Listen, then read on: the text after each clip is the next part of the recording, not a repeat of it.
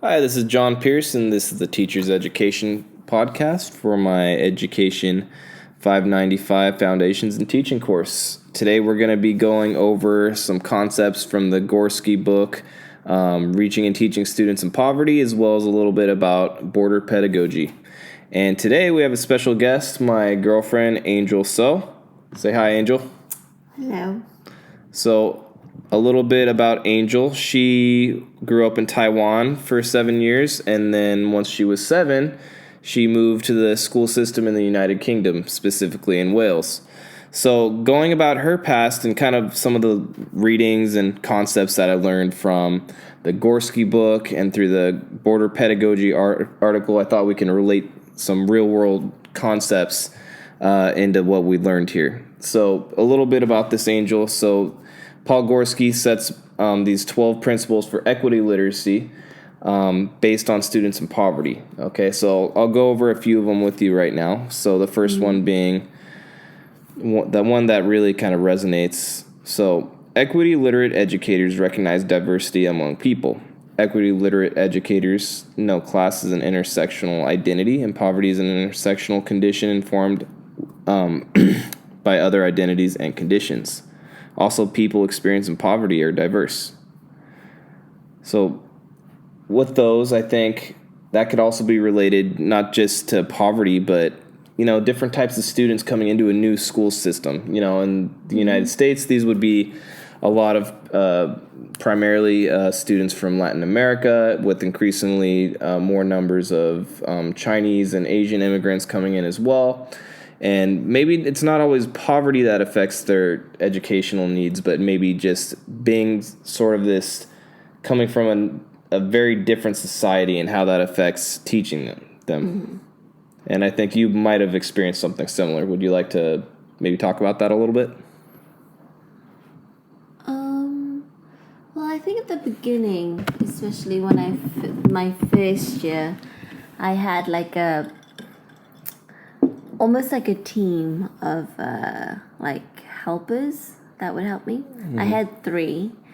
One was, she was from Hong Kong. She could speak Mandarin, but it wasn't super fluent or anything like that. And then the other 2, they were just British teachers to kind of help me with my work and get me up to speed.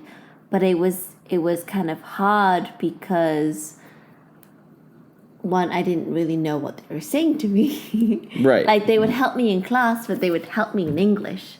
And that's not a language that, I first learned. In Taiwan, we took English classes, but it wasn't to that extent that I could carry out a conversation. Right. So I spent my first year almost mute in class. Wow. And then I had friends, as in they would try to include me in things. Not that I kind of knew what was going on, but I couldn't really communicate what I wanted to communicate to them.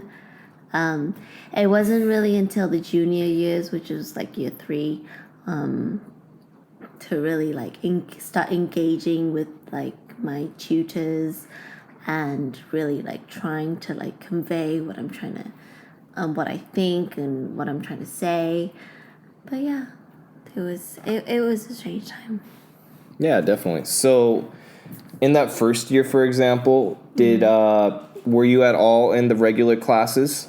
Or were you just... Mm-hmm. Okay, so they used a multi-tier support system, right. Is what we would call it. I just get pulled out of lessons and stuff to do a bit of reading, because it was weird because in Taiwan you have 1 extra year that's not in the primary school. Right. So I actually skipped year 1 to then go straight to year 2. I guess in year 1 you learn how to read and sound out the words, mm-hmm. to really learn the basics of reading, I guess. So I didn't have that at all. Right. So yeah. So I guess when I got pulled out of classes, it was kind of to learn the alphabet by sounding. That's not something that I learned before. Yeah. Yeah.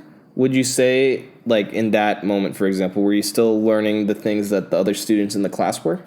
I was definitely behind, especially in stuff like spelling tests and dictation. Dictation was something I was really bad at. Right.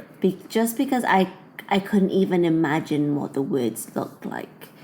I remember when I was in year 4, and then I had a teacher, and he was kind of like, you know what, like, you, for the dictations classes, you kind of just copy the person next to you.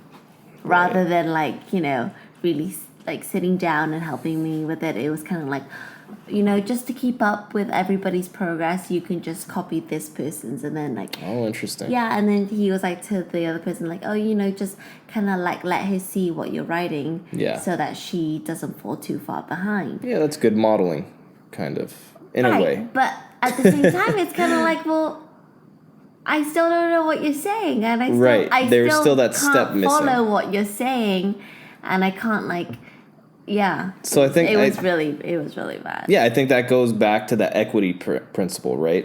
It's like you're still kind of missing that's there's that picture that my professor showed me. You've probably seen it too, where like it's talks about equity with a kid looking over a fence, and then somebody has a boost. Yeah. So it's kind of like you didn't have that boost almost. Right. So maybe something to help you out a little bit more to be on the same level would have been, as much as they were trying. Maybe there was more they could have done. Yeah, I feel like they were kind of like trying to get me on the same level, like on paper. Oh, yeah. Do you know what I mean? Like on paper, yeah, I'm like catching up with class and whatever. But really, I had not a clue what was going on. Oh, wow. Yeah, so, I mean, I think that goes to show that among poverty and, ELs, these are issues that don't just happen in the U.S., but happen in many other countries as well. So that's interesting. Another thing about border pedagogy is just, for example, the definition of border pedagogy, meaning it's simplistic instructional strategies. Sorry about that. Engages students in multiple references that constitute different cultural codes, experiences, and languages to help them construct their own narratives and histories and revise democracy through socio-cultural negotiation. Would you feel in the United Kingdom they gave you opportunities to bring your own identity into the classroom through coursework or any type of school activity?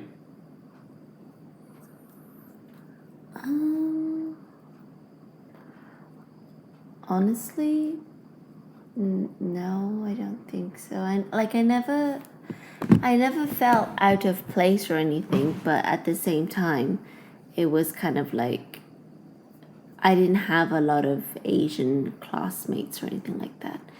Like at most, I would have like 2 other Asian classmates. But it's not, everybody would be like the same. Well, I mean, similar backgrounds. We didn't necessarily get the opportunity to like explore like the differences of the cultures. And I mean, yeah, in like something like RE or something, we would maybe talk about like different religions, but that's about it. Like we didn't interesting. We didn't really talk about a different culture might see this way and stuff like that. I mean, in psychology, yeah, we did, but that was much later on in my educational years. Right.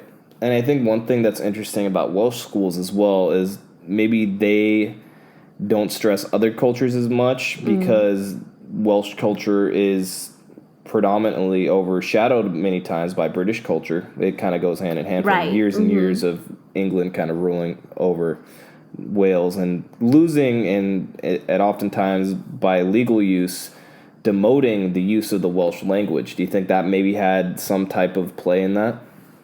Oh yeah, for sure. I feel like primary school, they really did try to like bring in the Welsh culture a lot more. Like we had St. David's Day and things like that. And then we would learn like our hymns and stuff in Welsh to try to kind of get us to learn Welsh a little bit. And we learned Welsh from, I think it was as early as year 2.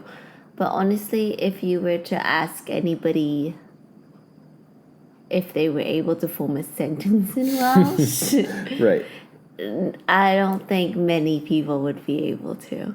Because it was just one of those classes that you just kind of didn't take seriously. All right. Awesome. Okay. Anything else you'd like to add? No? Awesome. So that's our little talk. I think there were definitely some similarities between types of equity that's given in different countries and how these types of pluralistic stances kind of, these themes we see in not just our own education system here in the United States, but everywhere else, and how border pedagogy is also something that may be overlooked in other countries. All right. Thanks, guys.